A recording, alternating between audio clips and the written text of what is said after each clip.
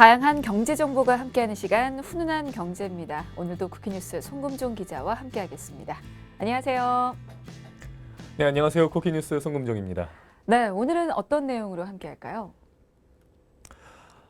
최근 들어 장기 렌터카를 이용하는 소비자가 늘고 있습니다. 차량을 구입하는 것에 비해서 초기 비용 부담이 적고 또 유지 관리가 편하다는 장점 때문이겠죠. 이와 동시에 관련 소비자 피해도 많이 늘고 있는 추세인데요. 관련 내용 살펴보도록 하겠습니다. 네. 자동차도 이제 본격적으로 렌탈의 시대에 접어들었습니다. 예전에는 자동차를 당연하게 할부로 사는 걸로 좀 인식이 됐었는데요. 매달 빠져나가는 원금과 또 이자에 대한 부담, 거기에 짧아진 자동차 교체 시기에 맞물려서 렌탈 열풍이 좀 불고 있는데요. 이게 어느 정도입니까? 네, 도로 위를 달리는 렌트카가 5년 사이에 무려 2배로 증가했습니다. 같은 기간 전체 자동차 등록 대수는 약 16% 늘었는데 그쳤는데 자동차를 구매하기보다 빌려 타는 사람이 늘고 있다고 볼 수 있습니다. 네, 뭐 이제는 주변에서 렌터카를 이용하는 사람들을 아주 쉽게 찾아볼 수가 있는데요. 구체적으로 얼마나 이용을 좀 하고 있을까요? 네, 한국 렌터카 사업조합 연합회에 따르면요. 전국에 등록된 렌터카는 지난 5월 말 기준으로 90만 4,159대였습니다. 지난 2014년 12월 말 기준으로 45만 9,028대였으니까 그보다 무려 2배 가까이 증가를 한 건데요. 렌터카 등록업체는 이 기간 959개에서 1,080개로 무려 121개 늘었습니다.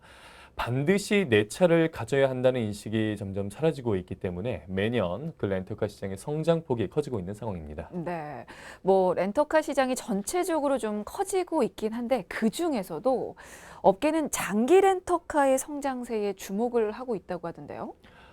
네, 맞습니다. 통상 1년 이상 자동차를 빌리면 장기 렌터카, 그 이하는 단기로 분류를 하죠. 단기 렌터카는 개인이, 장기는 법인이 주 고객이었지만 요즘은 장기 렌터카 서비스를 이용하는 개인이 빠르게 늘고 있는 것으로 현재 알려져 있습니다.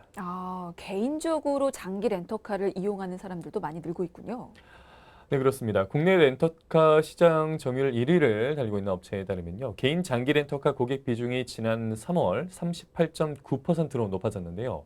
2014년 21.7%에서 5년 사이에 17.2%포인트 상승했습니다. 네, 그러면 왜 장기 렌터카를 선택하는지 그 이유도 좀 알아볼까요? 네, 그 이유로는 우선 비용과 편리성을 꼽을 수 있습니다. 렌터카 업계에 따르면요. 지난 6월 기준으로 모자동차의 한 중형차 모델을 4년 할부로 구매할 경우에 선납금과 할부금, 세금, 보험료 등을 모두 합해서 4,497만 원이 들었는데요. 하지만 장기 렌터카를 선택하면 비용이 4,302만 원으로 무려 195만 원 줄게 됩니다. 일단은 그럼 경제적으로 부담이 좀 많이 줄어드는 거군요. 네, 비용도 그렇지만 장기 렌터카는 개인 재산이나 대출로 잡히지 않죠. 그래서 주택 청약을 계획하고 있는 소비자라면 자가용 보유가 청약 순위에 영향을 주기 때문에 아무래도 렌터카를 선택하는 게 유리하다고 볼 수가 있겠고요. 차량 보험이 렌터카 회사 명의로 가입돼 있어 교통사고가 났을 때 보험 할증 등 불이익도 없습니다. 뿐만 아니라 차량 이부제나 시부제에도 제약을 받지 않는다는 장점이 있습니다. 그러니까 장기 렌터카를 이용하는 건 개인이지만 이게 렌털사 명의의 보험으로 가입이 돼 있기 때문에 혹시 모를 사고에 불이익을 또 받지 않을 수 있다는 장점이 있긴 있네요. 네, 그래서 사고가 났을 때 소액의 면책금만 지불하면 보험료 할증이 없고요. 사고 이력도 남지 않아서 운전에 좀 미숙한 초보 운전자가 이용하는데 부담이 아무래도 적다고 볼 수 있습니다. 네, 알겠습니다. 최근에 이렇게 렌터카 시장이 커지고 있기 때문에 손해보험사들도 렌터카 관련한 어떤 보험 상품들을 내어놓고 있다고 하는데요. 그 부분도 좀 알아보고 가도록 하겠습니다. 자, 현재 어떤 상품들이 좀 나와 있습니까? 최근 모 보험사는 다른 사람 소유의 승용차 또는 렌터카 운전 시 가입하는 상품을 출시한다고 밝혔습니다. 이 관계자에 따르면요. 최근 젊은 층을 중심으로 차를 구입하기보다는 빌려 타는 수요가 늘고 있어서 이번 상품을 출시하게 됐다고 밝혔는데요. 최소 1일부터 7일까지 하루 단위로 가입을 할 수 있습니다. 그럼 그렇게 렌터카를 이용하는 고객을 상대로 내어놓은 상품, 그에 대한 반응은 어떤가요? 네, 반응은 매우 좋은 편입니다. 일례로 한 상품은 2017년 출시 이후에 현재까지 무려 2만여 건의 계약 체결을 통해서 2억 원 가량의 보험료 수입을 올렸습니다. 네, 그렇군요. 그리고 사실 최근에 경제적인 부담을 이유로 이렇게 차를 빌려 타는 장기 렌터카 고객이 늘어나면서 또 피해 사례 역시 좀 증가를 하고 있다고 하는데요. 그 내용도 좀 살펴보겠습니다. 실제로 피해를 호소하는 소비자들이 좀 많다고요? 소비자원에 따르면 지난 2013년부터 2017년까지 5년간 접수된 장기 렌터카 관련 피해 구제 신청은 총 71건입니다. 이 기간에 1372 소비자 상담센터에 접수된 장기 렌터카 관련 상담 건수도 총 1729건이었는데요. 소비자원에 따르면 렌터카 관련 피해 구제 신청은 계속해서 지금 늘고 있는 상황입니다. 구체적인 사례를 좀 살펴볼까요? 이게 어떤 피해를 당했다고 지금 이야기하고 있습니까? 사고 관련 배상 과다 청구 피해가 49.7%로 가장 많았고요. 이어 예약금 환급 및 대여 요금 정산 거부가 29.2%, 차종 임의 변경, 차량 미제공 등 계약 불이행이 뒤를 이었습니다. 또 차량 고장에 따른 운행 불능과 보험 처리 거부 및 지연 등 순으로도 올라와 있었습니다. 그 금액은 어느 정도나 될까요? 렌터카 회사가 청구한 배상 청구액 398건을 분석한 결과 건당 평균 245만 2천 원이었습니다. 이용자가 렌터카를 이용하다가 사고가 나면 이 정도 금액을 부담을 해야 한다는 뜻인데요. 1,000만 원을 초과해 청구한 경우는 이 중 21건으로 최대 청구 금액은 3,940만 원이었습니다. 그럼 실제로 이렇게 장기 렌터카를 이용해서 피해를 입은 사례를 좀 하나 살펴볼까요? 어떤 사례가 있을까요? 안 소비자는 지난 2016년 7월 한 자동차 렌터카 업체와 48개월 장기 임대차 계약을 맺었습니다. 그런데 이 고객은 임대 계약 기간을 다 채우지 못하고 지난해 11월 병원에서 치료 도중 사망을 했는데요. 업체 측에서는 그가 사망하고 8일 후에 차량을 회수했고 그러면서 유가족에게는 계약 임대 보증금 1,232만 원 중 위약금 106만 원과 차량 손상 면책금 10만 원을 공제한 1,197만 원을 환급했습니다. 이게 계약 기간 중에 목숨을 잃었다는 이유로 지금 위약금을 지불한 셈인데 그건 좀 적절치 않아 보이는데요. 네, 그래서 한국소비자원 소비자분쟁조정위원회는 이 사건에서 임차인의 사망으로 계약이 해지된 경우 위약금을 부과하는 것은 적절치 않다며 업체가 위약금을 환급하라고 결정했다라고 밝혔습니다. 그에 대해서 렌터카 업체의 입장은 어떻습니까? 업체 측은 분쟁 조정 과정에서 공정거래위원회의 자동차 대여 표준 여건에 따라 계약 당시 계약 해제 및 해지, 중도해지 수수료 규정을 포함한 약관을 소비자에게 제공했고 이 약관을 근거로 계약 해지와 위약금을 청구했으므로 신청인의 요구를 수용하기 어렵다라고 주장했습니다. 그러니까 약관을 근거로 한 결정이기 때문에 문제가 없다는 건데 그러면 약관에는 어떤 내용이 담겨 있습니까? 예, 이 약관에는 임차인의 사망을 임대인에 의한 계약 해지 시 사유로 보고 아무런 통지 없이 계약을 해제 또는 해지하고 차량 반환을 청구하거나 회수할 수 있다라고 되어 있습니다. 또 중도해지 수수료 산식에 따라 위약금도 부과할 수 있도록 규정되어 있었습니다. 네. 하지만 한국소비자원 소비자분쟁조정위원회의 판단은 달랐습니다. 위약금 환급 결정을 내렸는데 이건 어떤 근거를 가지고 한 걸까요? 약관 규제에 관한 법률에 따라 해당 업체의 약관이 무효라고 판단했습니다. 소비자가 의료기관에서 치료 중 사망했고 통상 원인이 자살이 아닌 경우 사망자 책임을 묻기 어렵다는 것이 이유였는데요.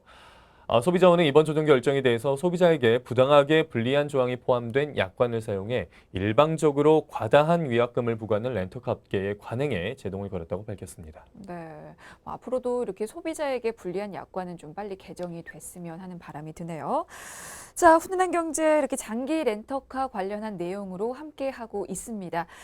최근에 자동차를 사지 않고 오랫동안 이렇게 빌려 타는 사람들이 점점 또 많아질 것으로 전망이 되는 만큼 일반인이 놓치기 쉬운 장기 렌터카 주의할 점에 대해서도 좀 알아보도록 할게요.